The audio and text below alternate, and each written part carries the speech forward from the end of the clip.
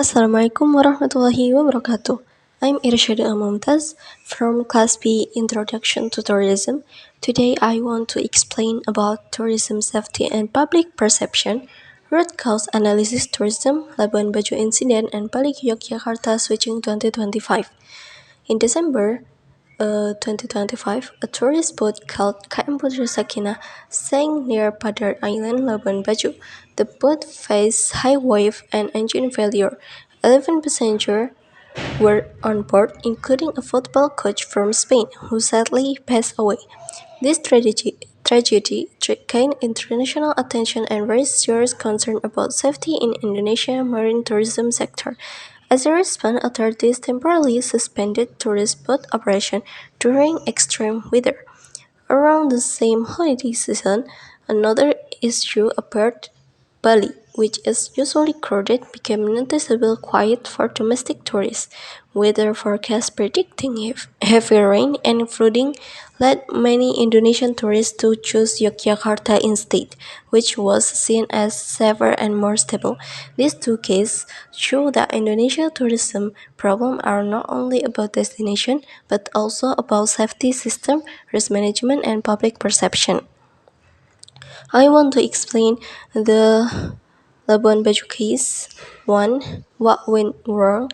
In the Labuan Bajo case, several risky decisions came together.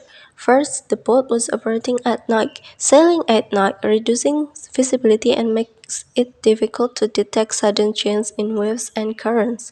Second, there was a sudden squall with waves reaching 2 to 3 meters, although forecasts reportedly show waves below half a meter. Sea conditions can change very quickly. Third, the boat engine suddenly stopped while fighting the waves. This technical failure showed weak routine check and poor emergency readiness. Because the incident happened at night and during bad weather, evacuation was slow and difficult. This tragedy was not caused by one mistake but by an accumulation of unsafe decisions and weak risk management. Then the case 2, between December 10 and 16, 2025, many media report flooding in Bali caused by cyclone Sid 93S before 98. Before traveling, tourists usually check safety conditions about a week in advance. When floods and extreme weather dominate the news, people tend to see the entire destination as unsafe, even if only certain areas are affected. As a result, domestic tourists avoid risks and look for safe alternatives. Since most domestic tourists visiting Bali come from Java, economic pressure in 2025 also pushed people to choose closer and cheaper destinations. Yogyakarta became one of the main alternatives. Perception also matters. Bali is often seen as crowded and oriented toward international tourists. Yogyakarta, on the other hand, is viewed as affordable, culturally rich, and comfortable. Social media strengthened this shift.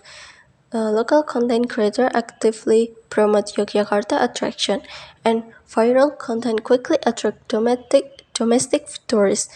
Meanwhile, Bali tourism branding focuses more on international and premium markets, making it less appealing to domestic tourists during uncertain conditions. So what's the impact of on Indonesian tourism? These two cases affect Indonesian tourism in different ways. The first case, in the short term, Labuan Bajo tragedy led to international scrutiny of Indonesian marine tourism safety. In the long term, repeatedly incidents like this could reduce trust and discourage both domestic and foreign tourists. In the Bali Yogyakarta case, domestic tourists shift away from Bali toward Yogyakarta. If this continues, Yogyakarta may face overcrowding and traffic issues, while Bali risks economic pressure and overdependence on foreign tourists. This case shows that Indonesia does not lack tourist interest but lack a strong and reliable tourism system. So, what is the lack? First, safety culture is still weak. In Labuan Bajo, safety procedures were treated as formality, not as real tools for decision making. Second, risk management is inadequate, especially in marine tourism. Operators rely too heavily on weather forecasts and not prepare for sudden change at sea. Third, coordination between institutions is limited. Weather agency, port authorities, tourism operators, and emergency service do not always work within one integrated system. Fourth, crisis communication is poor. In the Bali case, social media shape public perception faster than official explanation. Finally, destination dependence is a problem. Bali relies heavily on outdoor tourism that is sensitive to weather, while Yogyakarta benefits from more diverse tourism activities. So what should be done? At the operator level, safety must come first. Boat and tour operators should apply risk-based SOP, not rely only on forecasts. Trips must postponed or cancelled when conditions become unsafe, and vessels must pass strict technical checks. In Bali, operators must clearly communicate which activity are safe during bad weather. At the local level, government and port authorities must regulate operating hours and sailing zones. Small tourist boats should not operate at night or in strong currents. Emergency response system connecting operators and search teams must also be strengthened.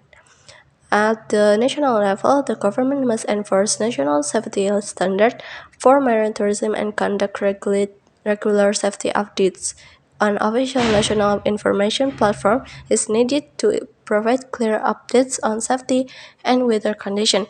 In conclusion, Indonesian tourism needs improvement not only in promotion but in safety, coordination, and communication. Without strong system and public trust, tourism performance and credibility will remain at risk. So that is for me. Thank you so much for watching.